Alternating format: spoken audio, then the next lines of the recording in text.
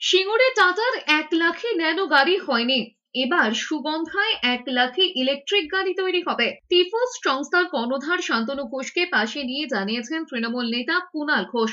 তৃণমূলের মুখপাত্র জানিয়েছেন 2026-এর জানুয়ারি মাসে 1 লাখে গাড়ি তৈরি হবে হুগলির কোলবার সুগন্ধার কারখানা থেকে। 12 একর জমিতে টিফোস ডিএলডিসি পাখা তৈরি হচ্ছে 2 বছর ধরে। শনিবার ব্যাটারি টোটোর উদ্বোধন হয়েছে।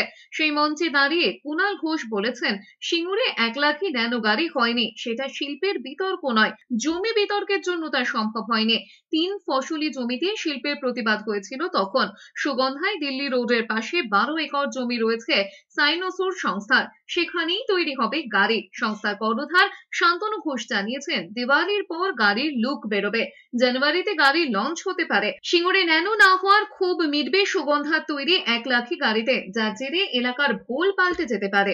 ফোর হুইলারের ব্যাপারে সেটার আমরা একটা বেসিক প্রজেক্ট পেপার তৈরি করেছি, বেসিক আন্ডারস্ট্যান্ডিং এসছি। এটা তাতে 1 লাখ টাকার মধ্যে ইলেকট্রিক ফোর হুইলার কার সেইটা আমরা লঞ্চ করার প্ল্যান করছি। এটার একটা প্রোটোটাইপ আমরা দিওয়ালির পরে আমরা নিয়ে আসার চেষ্টা করছি, যেখানে আমরা পুরো specification, exact pricing structure, exact parameters এগুলো সব আমরা দিতে পারি। এখনো পর্যন্ত যা শুনেছি সেটা হচ্ছে যে উনি কিন্তু প্রাথমিক কাজকর্ম শুরু হয়েছে। দিওয়ালির পর শুভ দিন দেখে কলকাতাতে লুক লঞ্চ হবে এবং নতুন বছরে সেটা উনি ঠিক করবেন দিনক্ষণ, সেই গাড়ি লঞ্চ হবে। 1 লক্ষ টাকা তার মূল গাড়িটার দাম।